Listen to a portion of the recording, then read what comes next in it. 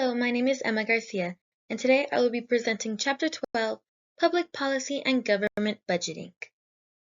In this chapter, we will explore the policy-making process. We will analyze Texas healthcare politics, energy and environmental policies, and educational policies and their impacts.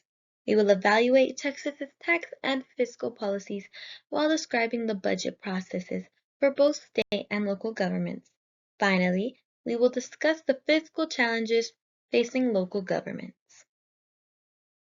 The process of policy making. The policy-making process starts with the government's approach to addressing public issues. This action is known as public policy. Generally, such actions proceed from a theory of change. That is, if a specific law is adopted or regulation issued or repealed, then some type of outcome is expected to recur. It begins with figuring out the problem and notifying policymakers. Policymakers are those who formulate and adopt policy. After that, policymakers start brainstorming possible solutions. Once they have some idea, those proposals get debated. After that, it's all about seeing how well these policies work and making tweaks if necessary. How do we know the policymaking process? Just how is a policy made? There are 5 consistent steps of the policymaking cycle. Number 1. Problem identification. Problems are identified and discussed with potential solutions. Problems may be brought to the attention of government officials by stakeholders, individuals, affected groups, and special interest groups, who meet with the staff or government officials to solicit their support in addressing a problem or issue. Number 2. Policy formation. Policymakers consider all options and formulate an official policy to address the problem. Most governmental agencies hold public hearings or ask for input. Interest groups and lobbyists often present policy briefs and recommendations. Well-financed groups often draft legislation. Number 3. Policy adoption. A policy is officially adopted through legislation or executive order. The laws or statutes are then published and disseminated. Policy implementation. The policy is now implemented, meaning its rules and regulations are under development.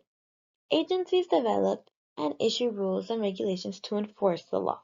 Interest groups and the public provide input before and during the rulemaking process. Number 5. Policy evaluation. After implementation, the policy is evaluated to check for strengths, weaknesses, costs, and benefits. Policies may have unintended consequences. That is, they may yield results that were neither desired nor intended.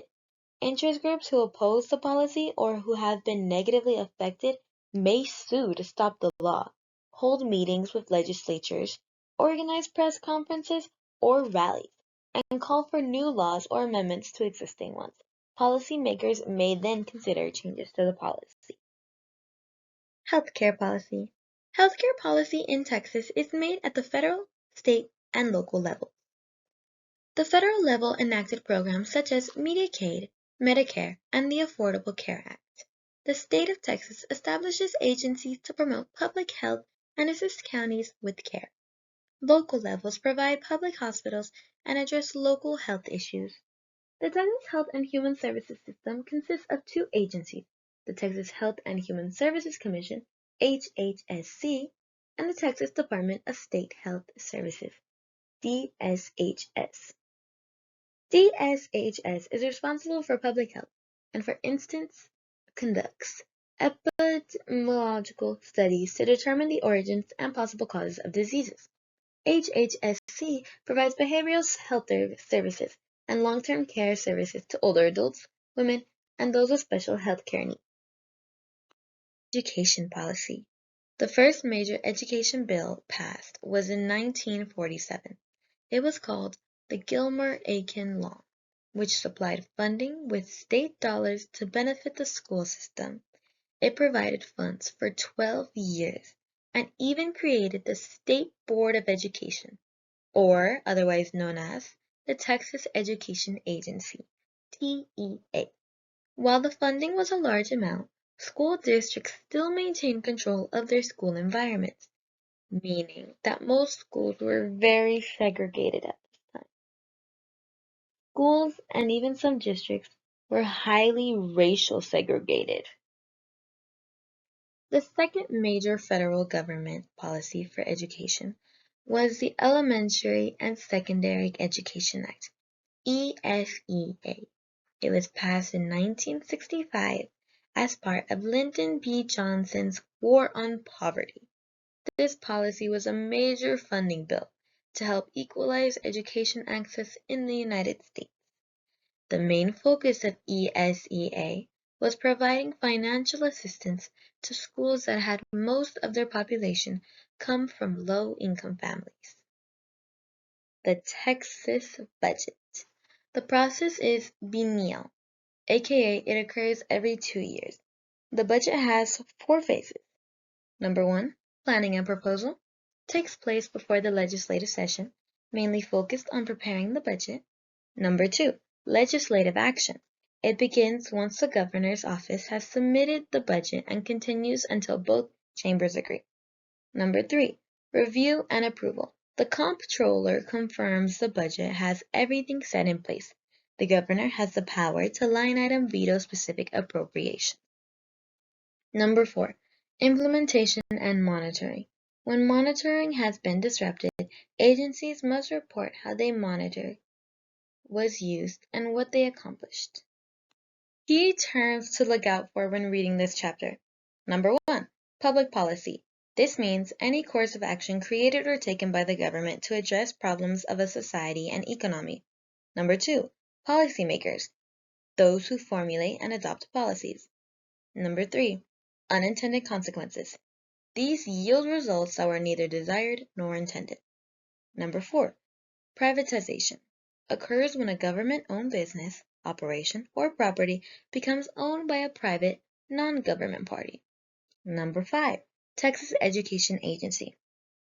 The state agency that oversees primary and secondary public education. Number 6, General Revenue Funds. The primary operating fund of the state. It is the fund that receives the unrestricted revenues of the state from the personal income tax, the sales tax, and other sources. Finally, number 7, unfunded liability, refers to the liabilities that are not covered or backed up by assets.